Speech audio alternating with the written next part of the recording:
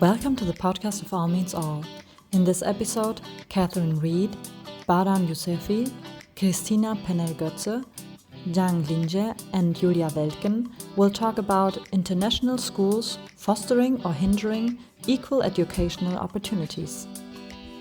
Please define the 3 different types of international schools according to Thompson and Hayden you agreed to work with, and please feel free to add examples due to your own work experience. So type A international schools are traditional international schools that generally focus on serving global expatriate families, and they are the type of international schools that I have experience with. Type B international schools are called ideological international schools. They are considered as a hub for students from different backgrounds and different cultures to come together and just share experience and promote for a global peace. And Type C International School, it's basically refers to the schools who are faced to the local students mainly, and they introduce the international curriculum, so that's why they're calling themselves international school.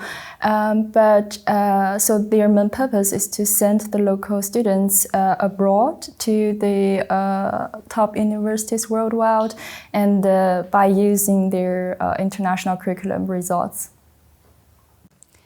During your work together, you agreed on 3 central questions. Before we go into them individually, please name them briefly. Yes, so we discussed the fact that international schools are microcosms of society, and so one of the questions we want to discuss and explore is how some of the international schools create gaps within the structures and the systems. We also believe that international schools should ensure diversity within them. So our second question is, how can international schools effectively integrate diversity and also ensure inclusion? Yeah. And the third question, as students are agents for change, especially in the globalization times, and we have so many social problems we're facing, and including the inequality things. So we're now thinking about how can international school empower students to foster diversity, equality, and inclusion. Okay, back to your first question. What are some gaps that exist within international schools? Please describe your thoughts on this question. Yeah, it's really interesting because the origin of international schools really began in Switzerland, Geneva, with the first international school being the Ecolent International School of Geneva. And it really was there to create a space for students and families who were transient and moving around the world, and offer them an English education so that they could then reintegrate back into whichever country that they came from. Predominantly, at the time, it was Western countries such as the US, the UK, Australia, Canada. It's definitely changed a little bit more since then, and so there are a lot more international schools that also are specific to like German language speakers, or French language speakers, or Spanish language speakers. But in doing so, having such a specific school that offers education to these expatriate families who transfer, they're often the ones who are diplomatic or missionaries or military families, or who have businesses who have local foreign offices around the world, and they have to move. And as a result, there's often quite a gap with the class, the economic status of the families, the social class of the families, the culture of the families, which really creates a divide between the local host nation and the families that attend these international schools. This is predominantly my experience with traditional international schools, and I think one of the perks that people see or parents see when they choose these schools is that they offer the International Baccalaureate, which is a very well-known curriculum framework that many international schools adopt so that they can transfer between countries very easily. Other curriculums such as American Common Core or the UK-based curriculum or the German curriculum, it's very much based on trying to make sure that those families who go to those schools are able to slot back into their host country or to their local country when they go back. In Type B international schools, the ideological international schools, such as the Peace School, where I'm coming from, where we just want to promote peace, global peace, we address gaps in another way. So for example, for socioeconomic status, we understand that some families struggle with socioeconomic matters. So we offer our parents that if they're not able to pay the full tuition in a year, we ask them to contribute in any way they can, maybe volunteer for us for our library operations, or just field trips, or pick up and dropping off hours, they can just contribute to that. And whenever they were able to pay the tuition, they can pay the tuition. So in Type C international school, because they are faced to the local students, so the culture gaps and differences there are not very obvious, but there are some structural cultural incoherence exists there. For example, because the schools introduce the international curriculum, like for example IB, A-level and AP, all of them are from the other culture backgrounds, and then the students and teachers are mainly from local context. So when they trying to use the curriculum in their context, and there is incoherent. So basically speaking, in the especially Asia context, it's more traditional and teacher-centered teaching, and but at the same time, the curriculum somehow is from the Western constructivist assumption. So there is a struggle there, like to adapt to the curriculum and to the Western dominant discourse of education. As for the economic and culture gaps, I think the main problem is that because we did a research on 10 non-traditional international schools in a city, and it's obvious to say that all of them are from the upper middle family backgrounds. So somehow like it excludes the other class groups from the society. So because of the high tuition fee, like it's one of the main condition if you want to get into this kind of non-traditional Type C international school. But afterwards, they will get better access to the top universities worldwide by using their curriculum results. So actually these parents from the upper class, they are using their economic capital to accumulate students' culture capital in a way. So it's kind of like a capital exchange there. I think the gap becomes more obvious recently regarding to the globalization and the marketization of education. So I think maybe in the next question we can discuss a little bit about how this kind of gaps and could be reduced and bring more diversity and inclusion in our international school. Yeah, and before we move on, I just wanted to say that Type A traditional schools also adopt this or have this the same types of gaps because the fees for these schools are very high. And even though they are mostly for expatriate families that are transient and moving around, those are the ones that are able to access that curriculum.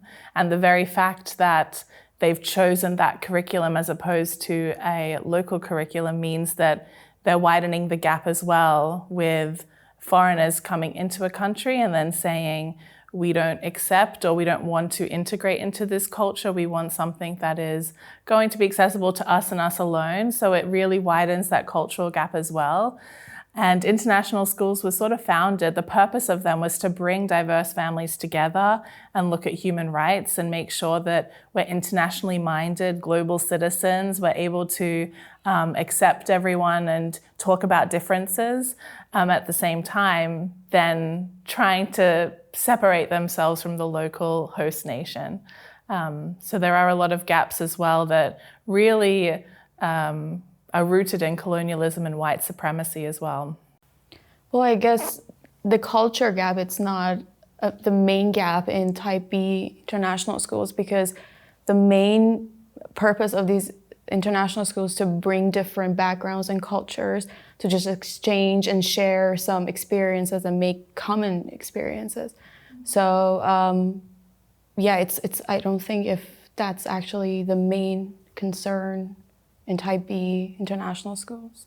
Yeah, so I feel it's interesting to notice there are different contexts and discourse within different situations, and I think among like non-traditional and traditional international school, there are more common shared gaps in the school among the students. So I think it's why we are represent different kinds of schools and to discuss here like what we could do in each of the situation. Thank you so much. Your second question is, how can international schools effectively integrate diversity and foster inclusion? Please explain the association you had when you discussed the question. So we understand that there are different aspects to ensure diversity, but as a group, we decided to only focus on three aspects: teachers, families, and students, teachers and staff, and students. So at the Peace School, we have an idea and a methodology we call the triangle, where the students are on the top and the staff, teachers, and families are at the bottom.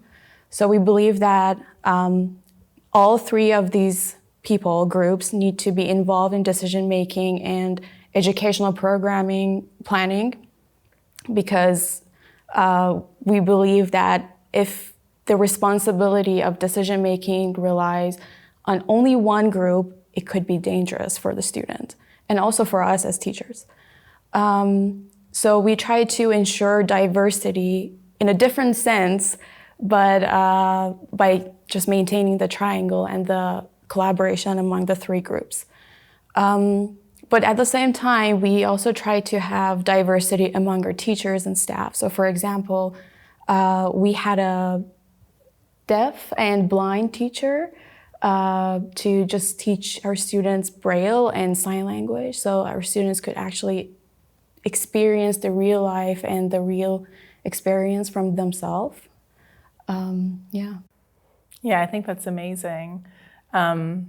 In my experience at an international school, it's very much that the diversity should be diverse. International schools should be diverse in traditional ones, because they're focusing on many different families from all over the world, and yet it's often that a dominant identity or dominant culture becomes the identity of the school, whether that is, British or United States or Australian. It's sometimes in the name of the school. Sometimes it's not in the name, and it's like an unconscious decision that the school has made, or even a conscious decision in some cases. And so while there might be students from all over the world, diverse racially, ethnically, the gender is diverse, there's so many neurodiverse students that come to our schools as well, religious diversity as well.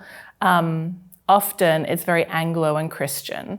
And so I think the challenge is trying to overcome this by hiring staff who are more diverse, so that students from specific countries can see themselves in those staff members and see the possibilities, because so often our leaders in these international schools are white British men, white American men, even though the statistical data shows that education is very much a female-dominated industry.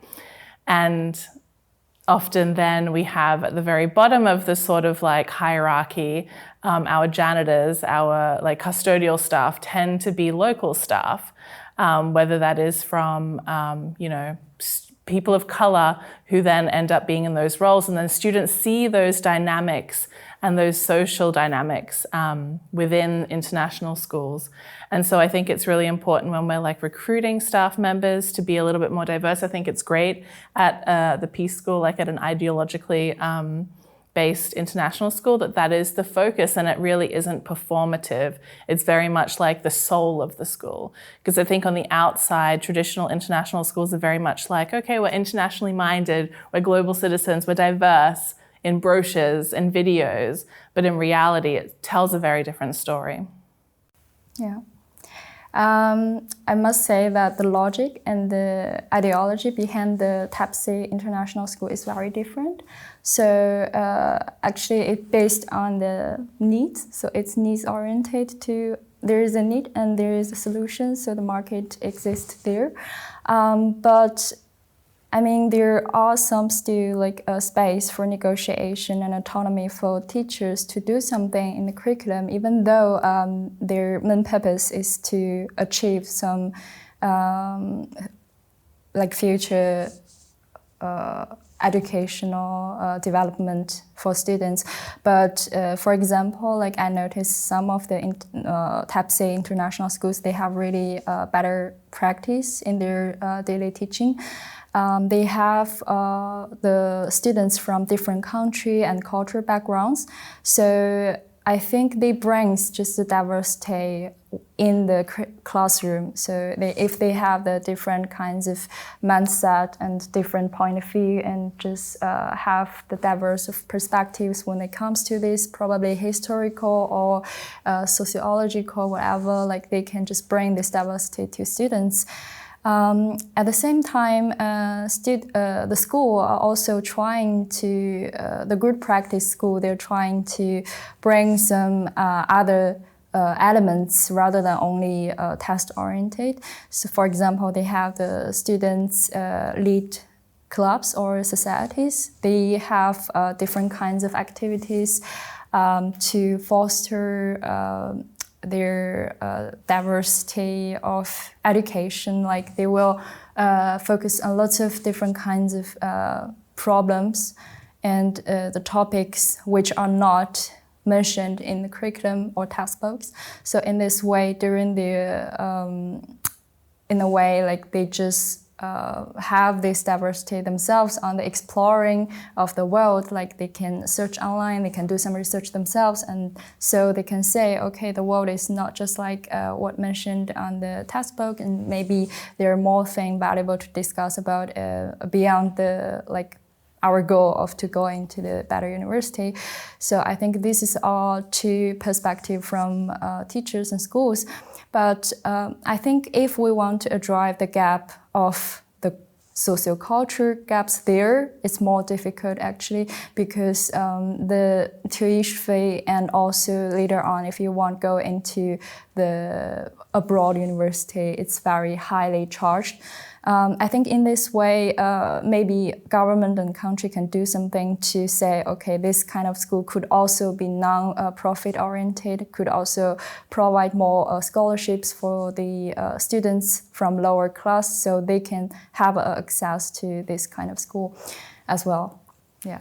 In some sense, the life-related exploration also creates its own educational opportunities. So, for example, we don't have any religious curriculum, religious lesson plans in our curriculum, but if a student has a question about a religion, for example, we create a educational opportunity, for a learning opportunity for them. Also about diversity and how we can ensure inclusivity and diversity. Assessment is also another main topic that I believe, like, working in this school is very important, because we don't have any sort of assessment. We don't have a quantitative way of assessing our students. We don't have gradings. So it's more like it depends on the students themselves to see where they are lacking, where as teachers or as parents, we need to help them to improve better. It's more like an evaluation and a qualitative assessment. But it's a main concern in international schools, I think especially in traditional and non-traditional international schools, where assessment and grading is the main focus to later on when they want to enter top universities or other educational settings. Yeah, it's really a challenge. I think in primary schools, using the International Baccalaureate, it's less focused on a number grade. But that jump from primary school or elementary school to secondary school becomes so quick and so big. The gap becomes so big because students who enter into secondary school receive a number grade, a quantitative grade, and they don't really care about the qualitative data.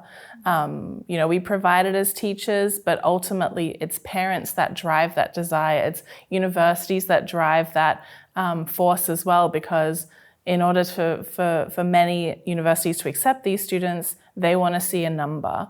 And so it's a real tension between educators knowing what they should be doing and what is best practice, but the pressures of parents wanting that number grade and knowing how well their student is doing that way in order to enter into universities, especially those elite universities, which often families choose these international schools for a reason. I think there is a bigger background there, like the reality, the social reality is there, and then the parents and the schools somehow adapt themselves to this kind of reality, and then so students somehow accept this like not actively but positively, like they don't have other choice in this way. But I think as what Baran said, maybe there is a kind of way of education in international schools that could bring us, like non-traditional and traditional international schools, some of the also the normal education school, like some reimagination of how we can do this instead of just focus on the future. Maybe it's good for the future. I'm really problematic this kind of good future ideology. I think there are some more valuable things. Maybe we can come to the third question. That is, students are agents for the change. So they are agents for themselves and they are agents for the whole society and also the future challenges. They are the agents of themselves. So there is no outside expectations should exist in this case to say if you have the higher mathematics scores and you can solve maybe the future challenge like climate challenge better, it doesn't really make sense. So in this case, how can international school empower students? Like from my perspective, like the TAPSE international school, it's unfortunately to say, like there are some performative things, like, okay, the global citizenship, what we discussed, it's important for the children, but in TAPSE International School, they emphasize that like in a performative way. So they say, okay, this is what we are going to bring in our daily education practices. But indeed, in their true teaching activities, this is not emphasized at all because the main purpose is totally another direction. So they kind of ignore this in a way because teachers also have their accountability and their assessment stress. So they should put their energy is like kind of limited, so somehow they put the focus of their work on that way. But I think if we talk about the students or agents, we somehow, especially in my context, like in Chinese context, somehow the teacher-centered education or teaching should go to another direction, which is student focused, because if they feel they are more empowered by themselves, like they can solve the problem themselves, they can like lead a group study, either group study, a study group, or like a student club, whatever. If they can lead themselves and they can find the solutions for this and that, and then they can explore a little bit themselves, rather than to say, okay, the goal is there and we should be efficient, we should deliver the knowledge very efficiently by the teacher, and the teacher is the authority there. Instead of this, maybe students could lead more on these teaching activities, even though they're still maybe focused on the test score in some way, because it's not avoidable. So, but we can do it maybe a little bit alternatively, like choose another way. And to also to important during the teacher training, let them notice that there is another way, and you can maybe still have a good result in this way, and just bring them in the practice so student can somehow foster and be empowered. Yeah.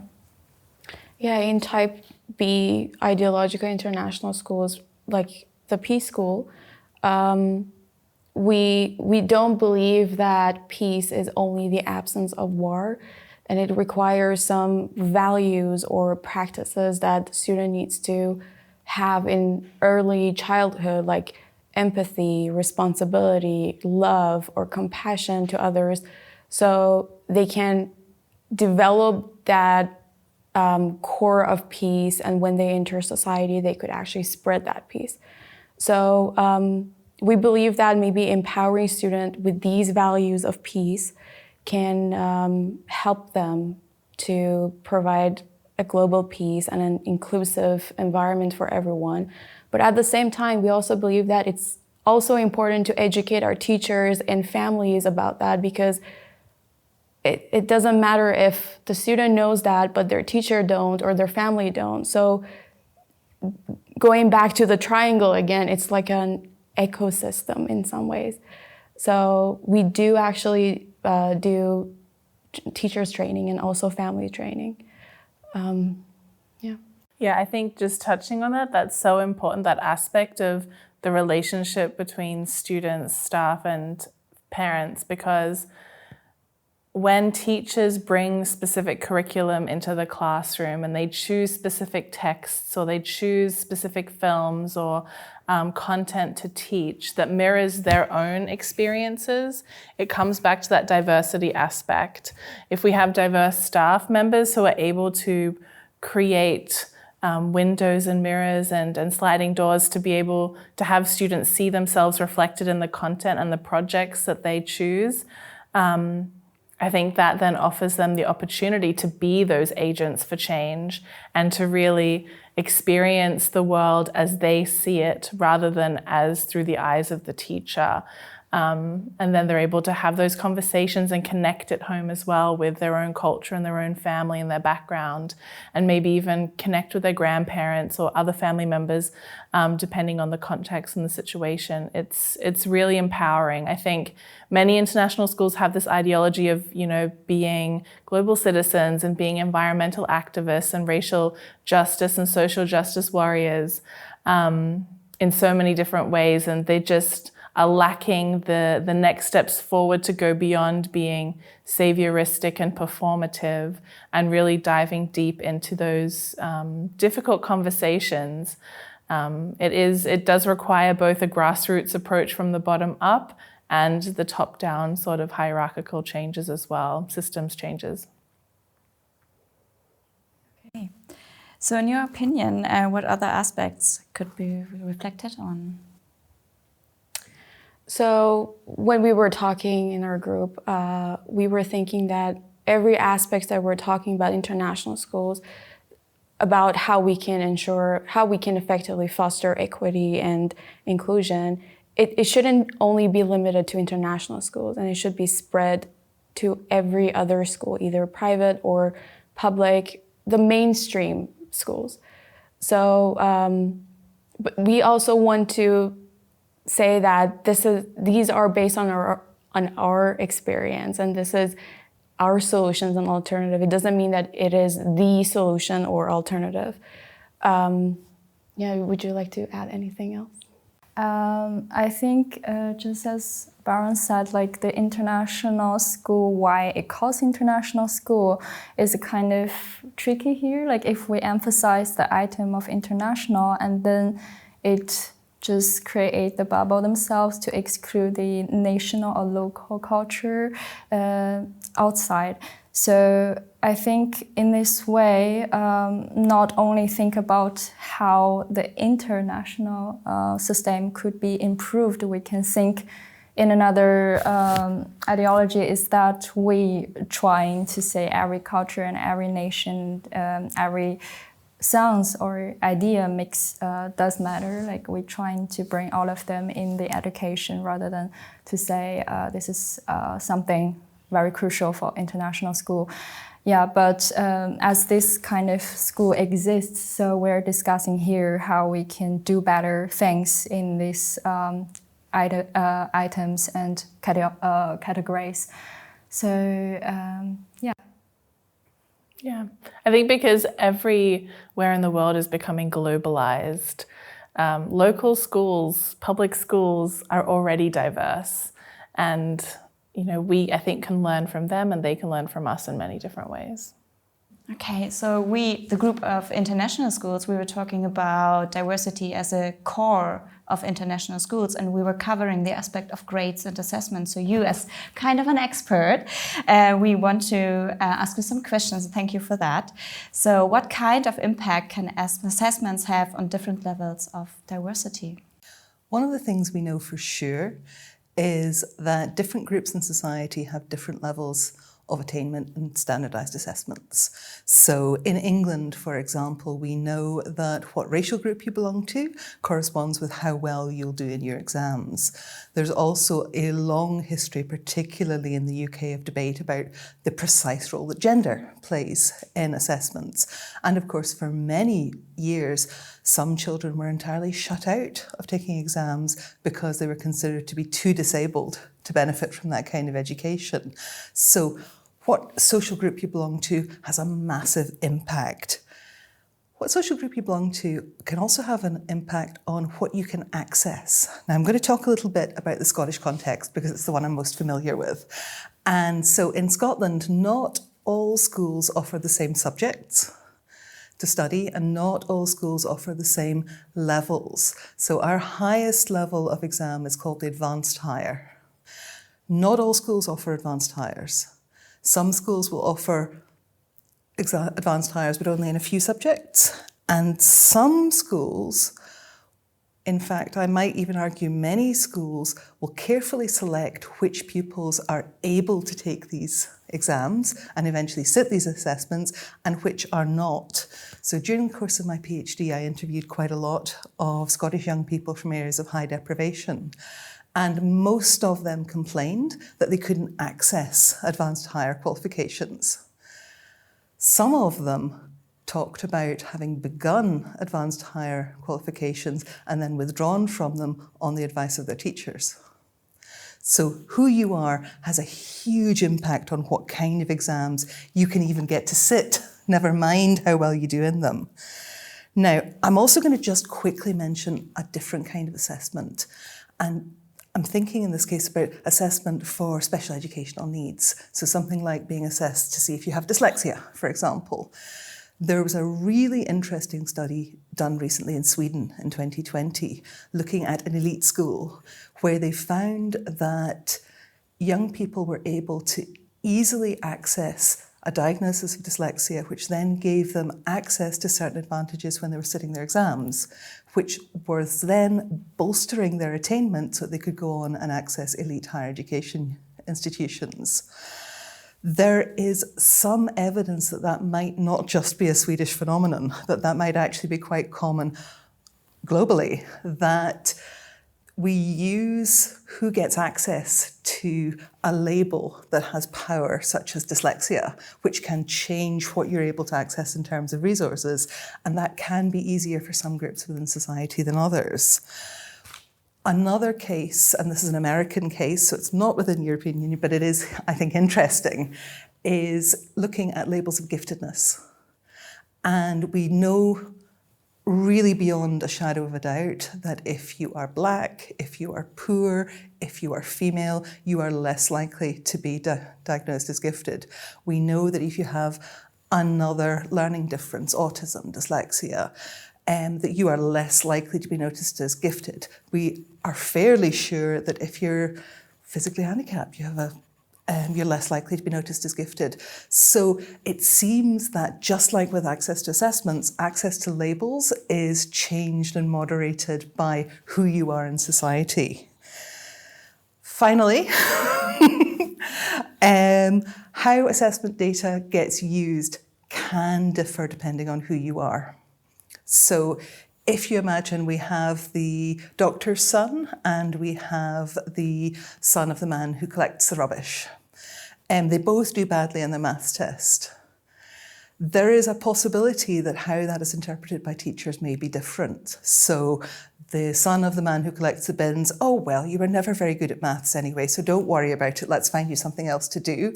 Whereas the doctor's son might be offered more in terms of support because it is assumed that because of his family's social position that he ought to do better in assessments, and therefore support could be put in place to help him do better in assessments. And although I'm not aware of any really rigorous large-scale studies that prove that, I think it's an idea that's worthwhile keeping in the back of our minds. Do we respond to assessment data differently depending on which kind of labels are attached to it? Okay, thank you. So in the context of international school, it's likely that from time to time universities do not accept grades from international schools. So what if we turn more into qualitative assessment? Just imagine that. So what kind of adjustments does our society need in order to be able to accept that kind of assessment? What do you think? There has been an interesting experiment going on in Scotland recently where we were worried that we had a big difference between the attainment of the least and the most affluent. So if you were from a well-off area and a well-off family, you got good exam results. If you were from a poorer area and a poorer family, you probably got less good exam results. And so Scotland threw a huge amount of energy and money into what we called closing the attainment gap. One of the tools that was suggested and was being used in order to try to close that attainment gap was teacher judgment. The notion was that if you ask teachers what they think of their pupils, they know their pupils really well, they'll be able to give you a much more authentic assessment of that pupil than if you get them to sit an exam. I am hugely sceptical of that suggestion. I am not someone who believes in educational panaceas. I don't think there's ever going to be a magic wand or a silver bullet that solves all our problems. And I worried that teacher judgment sounded a little bit like a silver bullet. So I went and had a little look around and I found a couple of really interesting studies. One done in Switzerland where teachers were presented with pieces of work that were said to have been written by different kinds of children and teachers were asked to assess them. Teachers almost uniformly assessed the work of middle-class affluent children as being better than the work of poorer children. So there's a chance that if we turn to teacher judgment, we're going to be dealing with teacher bias and we're going to be reproducing the same old structural inequalities as were the problem when we were assessing them with exams. And again, looking at the gifted literature, there's a fairly clear strand that suggests that teacher judgment is terrible at recognising non-standard, so non-white, non-male gifted children. So my worry is that if we hope teacher judgment alone is going to fix assessment, I think that it may not quite work out the way we're wanting it to. Okay. So what is the future of assessment with a more inclusive view? I clearly don't think that either qualitative or quantitative assessment is immune to systemic bias. I think that both have significant issues that as educators we are all aware of, that we should be aware of in our practice and also aware of on a more sort of systemic level. I think that one of the main important things that we can do to reduce the role of teacher bias in assessment is to reduce social inequality. Bernstein, very many years ago, Basil Bernstein suggested education cannot fix society. And I think that if we genuinely want more equitable education, we need to look at what's the gap between the richest and poorest in society, and what are we doing about that, and how are we talking about that? Are we in a society where poor people are blamed for being poor? Are we in a society where we praise the most affluent and we think how wonderful they are? I also think that given that we know that there's bias, given that we know that we all have bias, we need to look at opportunities in assessment for young people to surprise us. There is often the case where a most unpromising looking young person will produce a piece of work and you look at it and you think, wow, I didn't know you could do that. And I think that our assessment needs to create opportunities for young people to do more and to do better and to be challenged in their assessment. I think that we need to approach assessment with the knowledge that some people are always going to do a little bit better because of who they are and where they're from. And therefore, when we're deciding, well, who gets to sit the advanced higher maths, keep that in mind. Is there somebody who maybe could surprise me when they were given the opportunity to do so? So I don't think there's a quick fix for assessment in schools. I do think that a deep understanding of the sociology of education can help us to make wise choices when we're actually practicing as educators. Thank you so much. So we have to be, as teachers, we have to be creative as well. I think we have to be creative, I think we have to be thoughtful, and I think we have to be political. Thank you for listening to the podcast of All Means All. In the show notes, there is a link to the chapter in the open textbook. There you can find the transcript of the video and more information on the topic.